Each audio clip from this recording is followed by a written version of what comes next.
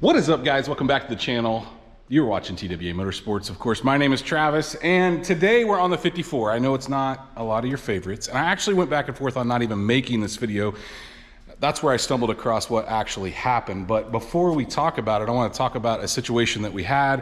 And I don't know why I don't film this stuff. I probably should, but we took the 54 Chevy up for kind of its maiden voyage far away from the house. Now, I've taken it into town. We've driven it around. I picked Cam up from school a couple times in it, which is relatively close. But as far as like getting it away from the house more than like an hour or at least an hour away, I've not done that. And so I wanted to test that. And so about a month ago, four of us got in it. Me, Dana, Kai, and Cam got in it, and we took it up to a local cruise that happens of an evening. And Cohen went separate with his girlfriend, and we drove an hour away. Well, not quite an hour away, but anyway, furthest we've ever driven. And this is like bumper to bumper driving. Kind of starts in the afternoon and goes well into the night. I don't even know what time people leave. But anyway, stop and go traffic, lots of people. Good way to test. It was warmer outside. Good way to test. Does the thing overheat? Are we gonna have to tow it home? It was kind of a risk. We didn't know for sure if it'd make it, but it did, and it did great. We didn't have any issues whatsoever. I didn't think we would because I had that motor in that 52 pickup back there for a long time, and it never let me down, but you just never know. Anyway, we're driving around. It's starting to get a little dark. Now, mind you, we're an hour away from the house almost, and I go to pull the headlights out, and I noticed that they looked either really dim, Cone was in front of me, and or they weren't working. So we went down several miles and we're rolling back to turn around and go back through, and I got out and looked, and the headlights weren't on.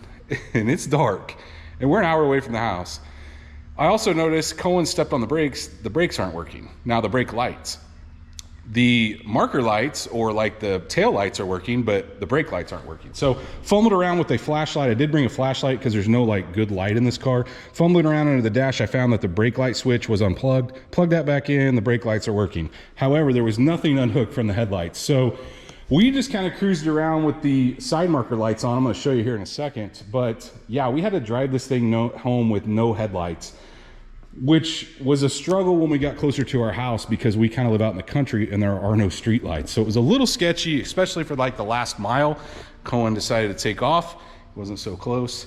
And yeah, I'm blaming him. He's sitting over there, by the way. But I had to put my head out the window and like drive 10 miles an hour to get home. And I honestly, I wasn't even gonna fix it. I've told you guys a couple times now that I've been contemplating selling this. I've got it listed for sale. I've had a couple people look at it, but nobody's bought it. And I was just gonna tell the new owner, hey, the headlights don't work, you know, and let them figure it out. But I was sitting out here the other day and I was kind of waiting on some stuff to come in. And I thought, I'm gonna poke around and see if I can figure out what's going on. So what I did was I got my ohm meter out and tested it. And like I said, I didn't show you any of that first part because I wasn't gonna show you the fix if it was just something stupid, like something little unplugged. But now I guess I'm going to show you kind of what's going on, even though, like I said, I know it's not, the 54 is not a favorite on the channel. My truck stuff always does better, but it's going on in the shop. I'm going to try to show you guys more of this stuff that I do kind of off camera. But the way the switch works in the 54 is you pull it back one click and your side marker comes on. Okay, so you can see the two side markers up front. Those are also your turn signals. Now, when you pull that all the way back, those go off and your headlights are supposed to come on. Well, as you can see, the headlights are not on. Well, I got to looking under there, tracing wires, and believe me, this wiring job is a hack. Looks terrible. I don't like it. I would like to redo it, but I'm trying to refrain. I may dress this piece up that we're going to be fixing. I'm not sure yet. But yeah, don't look at that stuff there. In these older cars, the way the lights work is you have your headlight switch, and then you have a dimmer switch in the floor, which I honestly wish they kind of still did this. With your left foot, you would click the dimmer to go from bright to dim. Well, the little plunger piece had fallen off on the floor, and I didn't think that would affect the headlights. I was wrong. So when I was tracing wires, I noticed they went down to this switch. So I took this inner cover panel off that goes up in there, got that switch out of place, and this is what was left of it. That's our problem. And how I know this is the problem is I was testing voltage on this with the light on, and realized that when I arc across one, the lights come on, and when I arc across the other, the brights come on. So I know that that's our problem. Obviously, it's two pieces. I don't even know, I think I threw the other piece away already, but this is what's supposed to, there's a little thing in there that goes between these to turn it on. And when I opened that panel, that wiring fell down and was sparking because I had the headlights on. I think we're good now, but I've got it kind of drooped up there out of the way. But I'm gonna go grab the new switch and show you. It's very simple. You can get it at a local parts store. I'll list in the description down below because it fits, like, it's the same one for like a Jeep. Chevrolet used it. Like, I think all General Motors used it. I've probably, if the one was still in the 52, I probably could have robbed it out of the 52. The 52s is actually, the dimmer's been moved up to the column. But anyway, let's go grab it and take a look at it.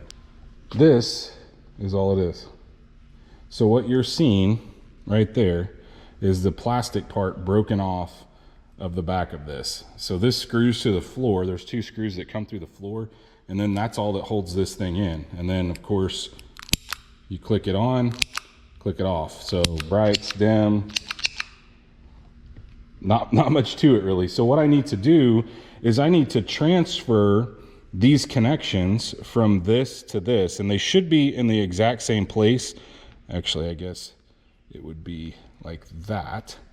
We'll transfer these over, and I might clean up the wiring a little bit. Like I said, I'm kind of back and forth on whether I should do that.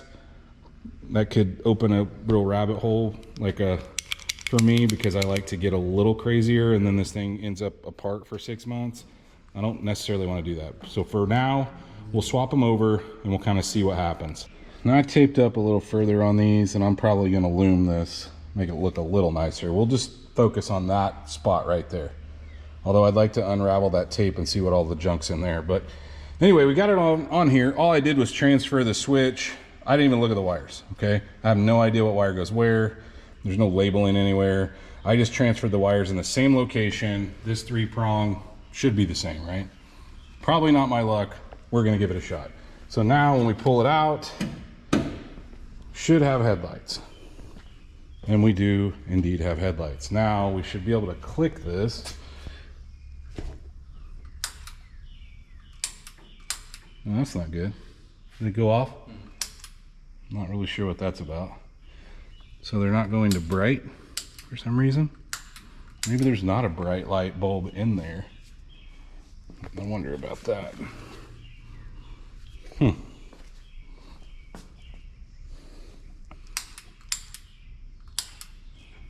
don't necessarily know that there's a bright bulb in there. Maybe not.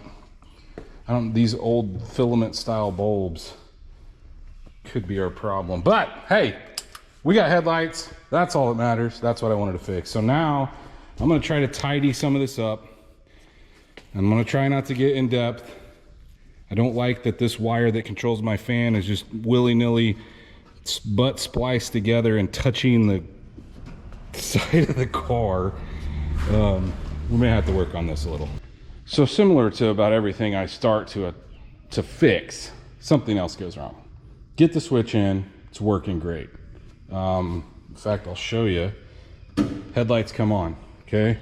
We hit this, you can look at the wall over there. Bright, dim, works great, right? Yeah, I fixed it. Okay, so after about 2 minutes of it being on, they start pulsing. And I don't know, I just called a buddy because I'm not, look, he messed with this car, it's the same one that put the motor in it. And I said, did you by chance see anything? And he's like, you know, the dash is cobbled up, the wiring's terrible, guys, there's no fuses. And so what starts to happen is that switch is arcing. And I think that it's trying to blow a fuse, and it gets ridiculously hot. As a matter of fact, I'm gonna turn it off because I'm getting ready to park it. But he said, it's got a universal switch in it, he said.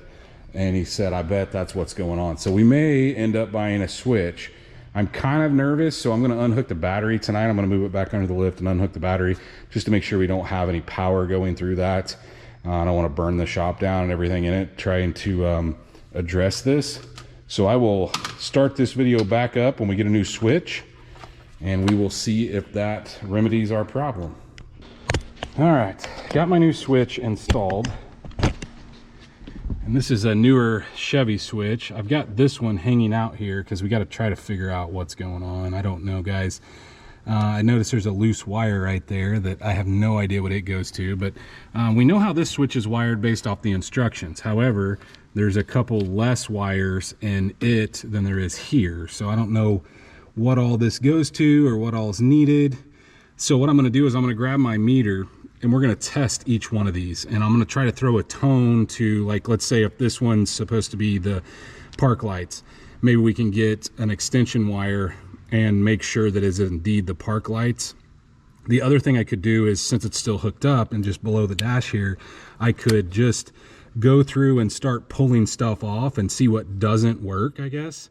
And then kind of use the process of elimination for that. This one here has a like newer style plug that will plug in the top of it to make everything work. After a couple hours of testing wires and running wires, this is what I got. It's not pretty, but it's all heat shrinked. I added fuses to the power side because, like I said, it didn't have any. I've tested it a couple times. So now what we're gonna do, I'm gonna go ahead and shove my the new switch into place. Well, the switch is there, but the power or the rod that slides in and out, you just push that thing in. In fact, let me go grab it. We're gonna plug it in and test it. I gotta grab a couple fuses and then we'll see what happens. We got to trim this down. I wondered why this didn't come all together. It's because you have the ability to trim it, and we're gonna have to. That just sticks way too far out. This, and it's the same length as the other one. But when we pull this thing, so normally how this would work, okay, this is off. One click back would turn on your park lights. Okay, and that's what it does. And it'll also turn on your running lights up front, down at the bottom. That's what it did. Can pull that switch all the way back.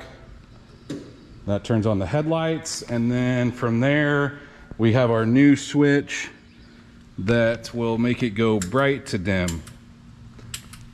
Not a whole lot of difference, but it does change it. So we are rocking and rolling, other than I just have to install this stuff back in its home and try to tidy up some of the wires. I feel a little better about it that it has fuses in it now. I put a 15 amp in there. Guys, probably a 10 amp if it had a relay, but it doesn't have any relay in it. It really should. If we end up keeping this car, then we're gonna have to rewire the entire car, which would happen anyway. I would like to have a fuse panel for, you know, radio, cigarette lighter, not just a dead connection from the battery, if that makes sense. But anyway, it is working, and it's worked for a while. So you know how I was saying after it's on for a while, it was flickering. I think we're good to tie some stuff up now. We got this thing finished up. Got the light, or the dimmer mounted back in the floor. Just a couple, I think they were 3/8 bolts. Got the plate on that holds that, well, that gives you access to that actual panel. I did trim about 1 inch off of this, but now what we got going on is the headlights are working and the dimmer works as well. I know I didn't show you guys a lot of the wiring. I will tell you that I did wire it differently, because normally when you pull it out 1 click, your marker lights come on and your park lights. When you pull it out 2 clicks, your marker lights up front go out and your headlights come on. That switch has the ability to keep those on at the same time the headlights are on. I think it looks a little cooler that way, so that's the way I wired it. I didn't show you guys a lot of the wiring because chances are you're probably not gonna be dealing with the same situation. This is more or less just kind of showing you guys what's been going on out here in the shop with this thing, and was able to get it back rolling, and added a couple fuses to make me feel a little better about it. I didn't show you much of that because, like I said, you're probably dealing with something that has fuses or was wired a little differently. A lot of this is patched in 6-volt wiring from when whoever did the 6-volt to 12-volt conversion put this all in place. So it is at least working. Like I said, we got, I don't necessarily love the billet switch. I don't really think it fits the dash. You could probably get another knob. That wouldn't be that big of a deal. The knob that I had on the old one doesn't come off. It's like fixed, so I can't transfer it, unfortunately. I tried to put that rod in there and it won't fit in this opening. So I'll list this stuff in the description if you guys ever have to replace either one of the dimmer switches or you need a better headlight switch. This actually came from Amazon, but it's a Speedway part.